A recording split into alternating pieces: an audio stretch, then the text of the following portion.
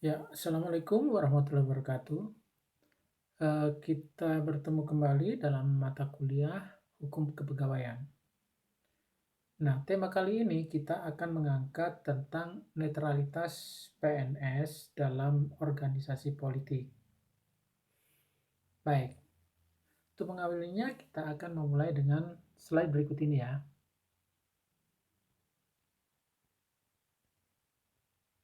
Ya, tentang kedudukan dan peranan pegawai negeri sipil atau PNS.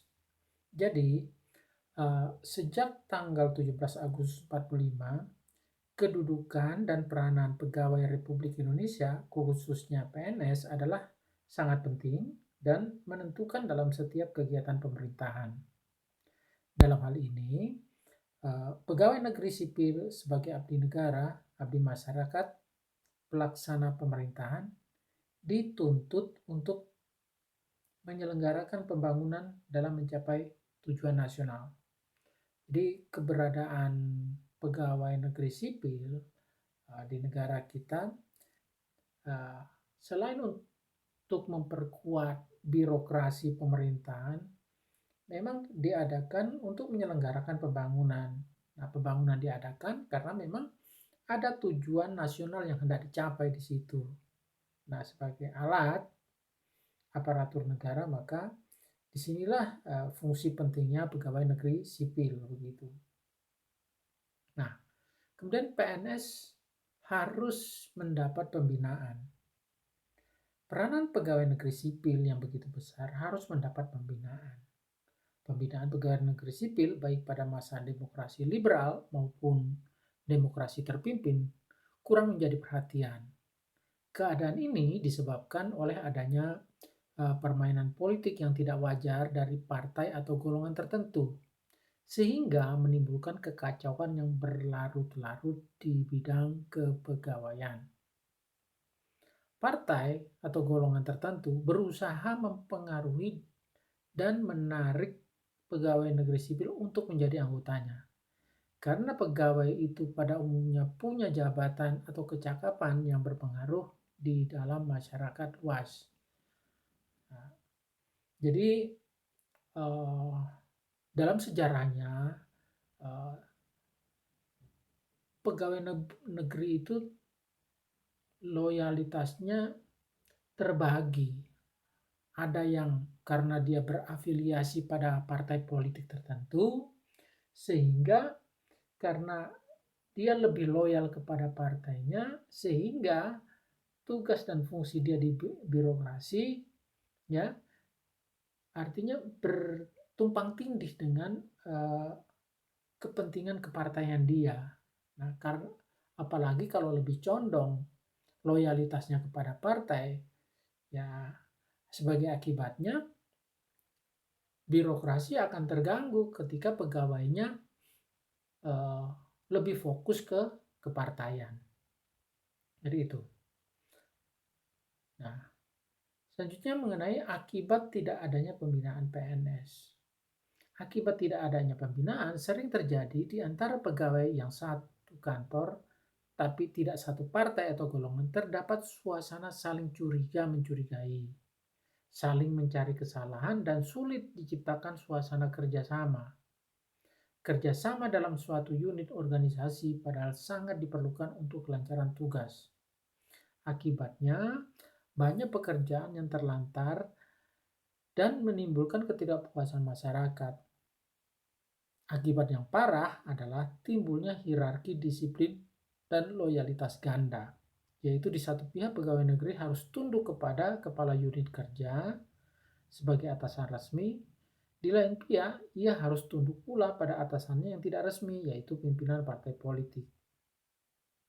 Nah, apabila pada suatu saat terjadi perbedaan apakah pegawai harus mengutamakan pekerjaannya atau partainya, dalam realitasnya adalah mengutamakan kepentingan partainya. Nah, keadaan yang berlarut-larut ini segera harus diantisipasi oleh pemerintah. Berlakunya kembali Undang-Undang Dasar 45 dimaksudkan dapat mengantisipasi permainan politik bagi PNS yang pernah dilakukan selama demokrasi liberal. Jadi demokrasi yang Pancasila ini pernah dikesampingkan dengan berlakunya demokrasi liberal. Nah, demokrasi liberal ini menumbuhkan banyak partai di situ, sehingga karena posisi pegawai negeri sebagai pelayan publik ini dipandang cukup strategis bagi partai untuk menjadi mesin peraih suara begitu, ya. Dia dapat mempengaruhi. Nah, kerasnya kompetisi di antara partai politik itu berimbas pula pada pegawai negeri yang notabene ya tidak selamanya separtai, bisa berlainan partai. Nah, karena kepentingan masing-masing partai ini sehingga terjadi kompetisi, sehingga menjadikan birokrasi pemerintahan itu menjadi tidak sehat gitu.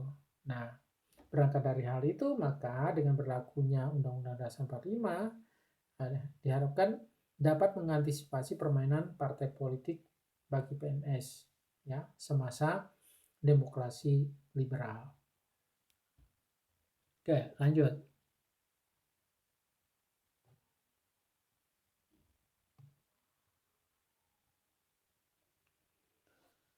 Nah, birokrasi atau PNS merupakan instrumen politik yang sangat efektif. Ya. Jadi perjalanan politik masyarakat dan bangsa Indonesia menunjukkan kecenderungan yang sangat kuat bahwa birokrasi atau PNS khususnya merupakan instrumen politik yang sangat efektif yang dibangun oleh sebuah rezim guna membesarkan dan mempertahankan kekuasaannya. Hal ini bukanlah hal yang baru karena pola-pola pemanfaatan birokrasi sebagai instrumen politik rezim terjadi sejak masa pemerintahan kolonial. Nah, politisasi birokrasi ini sangat dirasakan ketika pada masa Orde Baru. Nah, parlemen pada masa Orde Baru itu melibatkan birokrasi dalam hal ini PNS. Di situ ada yang namanya golongan karya. Golongan karya ini bukan partai, tapi dia sebuah, ya, disitulah para birokrat terlibat begitu. Di dalamnya adalah PNS, pegawai negeri sipil, ya. Mobilitas pegawai negeri sipil itu dimobilisasi untuk kepentingan-kepentingan politik rezim yang berkuasa pada saat itu. Kemudian tugas, kewajiban dan peranan PNS dalam kondisi apapun. Jadi pegawai negeri sipil dalam kondisi apapun seharusnya tetap melaksanakan tugas, kewajiban dan peranannya. Peranan pegawai negeri sipil pada masa demokrasi terpimpin justru banyak yang meninggalkan peranannya dan ikut dalam permainan politik saat itu. Sebagai reaksi terhadap permainan politik di bidang kepegawaian dan untuk memulihkan kekompakan PNS sebagai aparatur pemerintah dalam menyelenggarakan pemerintahan dan pembangunan yang mengutamakan kepentingan dan kepentingan umum di atas segalanya.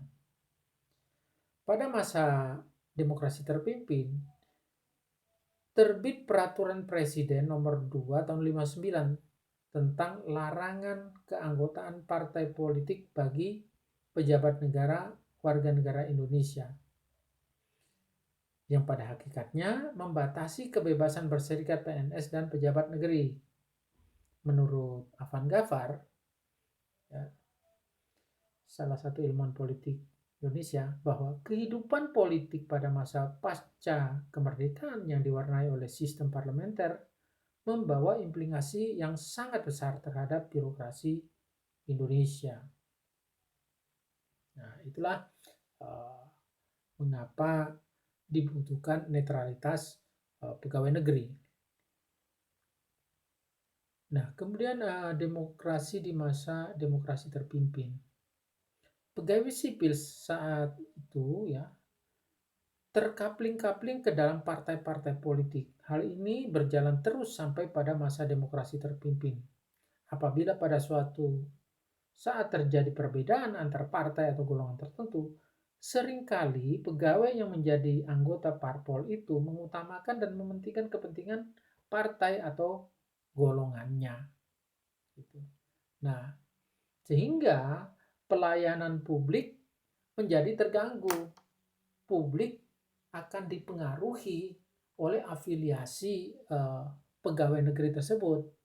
Jika suatu partai misalnya dominan menguasai di instansi tertentu, di mana mayoritas pegawainya adalah anggota partai yang bersangkutan, maka pelayanan publik di sana tentu diwarnai oleh kebijakan partai yang bersangkutan. Padahal publik tidak selamanya separtai dengan pelayanan publik yang berafiliasi ke partai tertentu tersebut. Nah, benturan kepentingan ini tentu akan menyulitkan bagi masyarakat. Nah, inilah pentingnya netralitas dari pegawai negeri, gitu.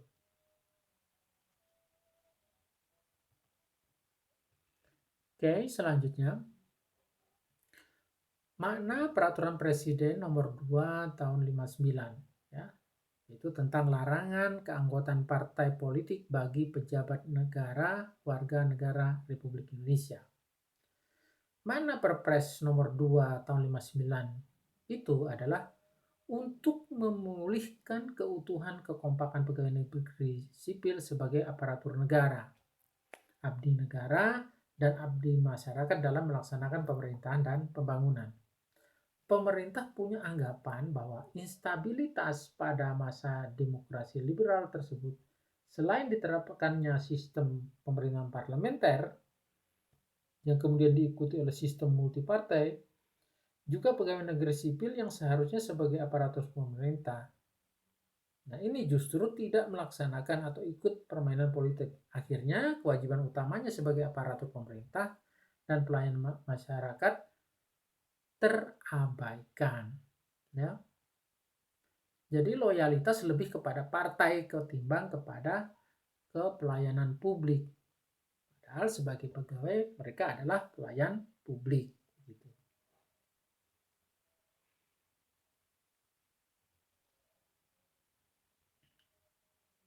Kemudian produk hukum di masa demokrasi terpimpin. Jadi kalau menurut Mahfud MD ya Muhammad Mahfud, keadaan pada masa demokrasi terpimpin juga dipengaruhi oleh produk hukum. Hal itu ditegaskan oleh Suwoto ya dalam kuliah politik hukum pasca sarjana Universitas Airlangga bahwa politik hukum menyebabkan lahirnya hukum-hukum sesuai dengan apa yang dikehendaki oleh pembuat hukum atau pemerintah yang berkuasa saat itu. Presiden saat itu menghendaki adanya demokrasi terpimpin. Nah, produk hukum yang dikeluarkan saat itu juga memiliki karakteristik yang mendukung kebijaksanaan presiden. Demokrasi terpimpin merupakan perwujudan kehendak presiden dalam rangka menempatkan dirinya yang paling berkuasa di Indonesia. Ya. Jadi politik hukum yang terjadi di suatu negara itu memang tergantung konfigurasi politiknya. Jadi ketika misalnya konfigurasi politik suatu negara itu demokratis, maka produk hukum yang dilahirkan itu ada bersifat responsif, ya sangat aspiratif begitu. Sebaliknya, pemerintahan yang otoriter akan melahirkan hukum yang bersifat konservatif atau ortodok begitu. Ya, hukum yang konservatif dan ortodok ini memang dipakai untuk mempertahankan kekuasaan, bukan untuk kepentingan umum begitu. Dan pada masa demokrasi terpimpin, pegawai pun ditentukan presiden. Ya. Jadi pada masa demokrasi terpimpin dalam rangka rekrutmen pegawai ditentukan oleh presiden. Akibatnya seperti yang telah diuraikan tadi, ya, terhadap kebebasan berserikat pegawai negeri sipil seharusnya menunjukkan pencerminan asas demokrasi. Justru saat itu dibatasi dengan dalih penyederhanaan. Kebebasan berserikat pada saat itu dapat dilaksanakan dengan beberapa pembatasan-pembatasan.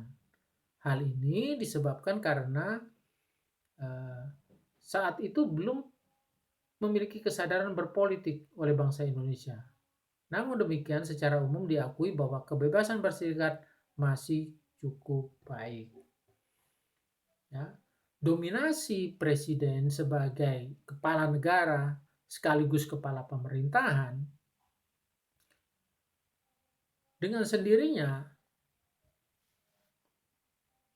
akan berdampak kepemimpinan atas birokrasi itu ada dalam kendali presiden sebagai kepala pemerintahan, ya. Jadi di lembaga eksekutif itu kan kepegawaian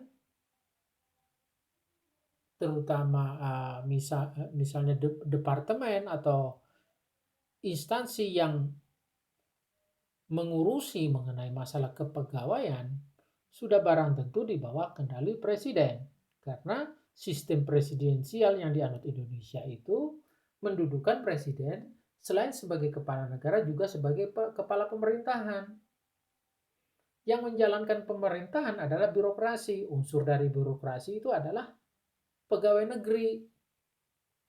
Nah, dengan sendirinya tidaklah salah seperti ungkapan tadi itulah pada masa demokrasi terpimpin itu kepegawaian dalam rangka rekrutmen pegawai ditentukan oleh presiden. Ya. Jadi itu berikut pada slide berikutnya.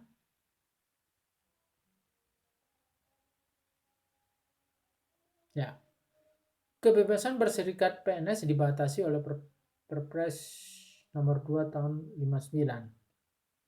Jadi maksud dikeluarkannya Perpres tersebut selain untuk membatasi kebebasan berserikat PNS juga agar PNS tidak berlarut-larut dalam permainan politik yang disebut nasakom. Perkembangan kemudian menunjukkan kenyataan lain, yaitu makin terpecah belahnya pegawai negeri. Sebagai puncak kegawatan politik pada masa demokrasi terpimpin adalah terjadinya gerakan G30S PKI yang hendak merobohkan negara Kesatuan Republik Indonesia. Adanya gerakan ini diambillah pengamanan yang akhirnya dapat diketahui bahwa ada di antara PNS yang terlibat gerakan G30S PKI tersebut. Ya. Jadi artinya gerakan pengkhianatan yang dilakukan oleh Partai Komunis Indonesia pada masa itu tidak hanya melibatkan di kalangan partai bersangkutan, karena underbow dari partai tersebut ada juga yang melakukan infiltrasi di birokrasi sehingga PNS pun tidak steril dari pengaruh Partai Komunis pada saat itu. Begitu. Nah, dengan sendirinya keterlibatan PNS atau oknum PNS pada masa itu ya dalam gerakan G30 SPKI itu tidak terelakkan ya meskipun keterlibatan itu tidak melibatkan secara keseluruhan dari pegawai negeri sipil pada masa itu. Kemudian berakhirnya G30S PKI dan penyusunan Orde Baru. Nah, Sejak berakhirnya gerakan G30 SPKI itu, dimulailah penyusunan Orde Baru, yaitu suatu tatanan yang bertekad mengamalkan dan melaksanakan Pancasila dan Undang-Undang Dasar secara murni dan konsekuen. Ya. Orde Baru ini berupaya akan mengadakan penataan lembaga-lembaga negara yang didukung kembali kepada fungsi semula sesuai dengan Undang-Undang Dasar 45. Artinya, Undang-Undang Dasar ini akan dilaksanakan dengan penuh konsekuen, dengan segala konsekuensinya, ya. Artinya segala norma yang ada di konstitusi tersebut akan dilakukan secara tekad bulat begitu. Sehingga pengaruh-pengaruh negatif pada rezim sebelumnya itu dapat terhindarkan. Itulah maksud disusunnya sebuah orde atau masa yang baru atau orde baru begitu. Nah, kemudian perlunya keutuhan dan kekompakan PNS. Jadi atas dasar kenyataan yang telah diuraikan tadi, dipandang perlu untuk mengambil langkah-langkah. Langkah-langkah apa? Yaitu langkah untuk mewujudkan keutuhan dan kekompakan pegawai negeri sipil. Nah, di lain pihak, dengan dilarangnya PNS untuk berpolitik tersebut, Orde Baru menyadari bahwa hak-hak PNS dibatasi. Upaya yang ditempuh Orde Baru adalah menyatupadukan PNS dan memperjuangkan hak PNS untuk berserikat dalam partai politik. Baik, slide berikutnya.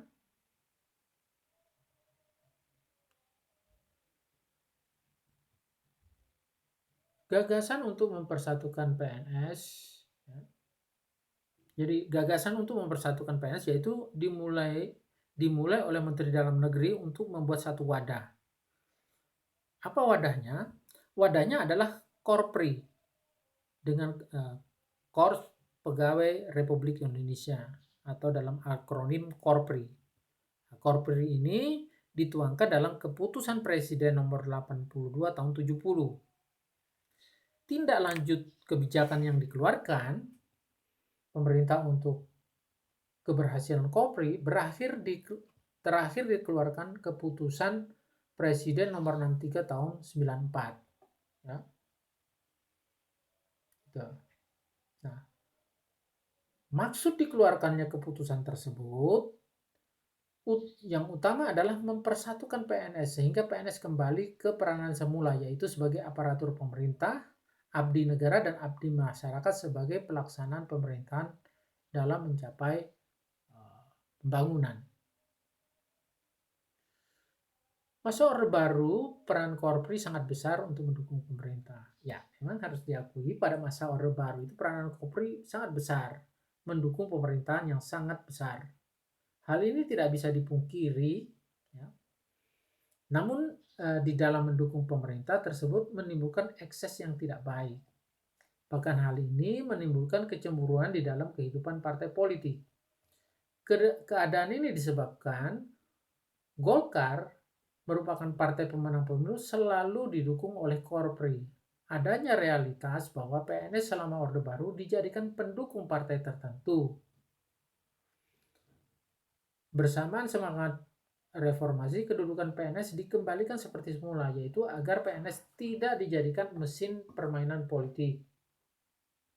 PNS dalam partai politik akhirnya diatur tersendiri, yaitu Peraturan Pemerintah Nomor 5 Tahun 1999, yaitu yang kemudian diubah kembali dengan Peraturan Pemerintah Nomor 37 Tahun 2004 tentang larangan pegawai negeri sipil menjadi anggota partai politik. Peraturan pengganti Undang-Undang Nomor 5 Tahun 2005 tentang perubahan atas Undang-Undang Nomor 32 Tahun 2004 tentang pemerintahan daerah dan Peraturan Pemerintah Nomor 17 Tahun 2005 tentang perubahan atas Peraturan Pemerintah Nomor 6 2005 tentang pemilihan, pengesahan, pengangkatan, dan pemberhentian kepala daerah dan wakil kepala daerah. Maksud dikeluarkannya peraturan pemerintah ini agar PNS netral dalam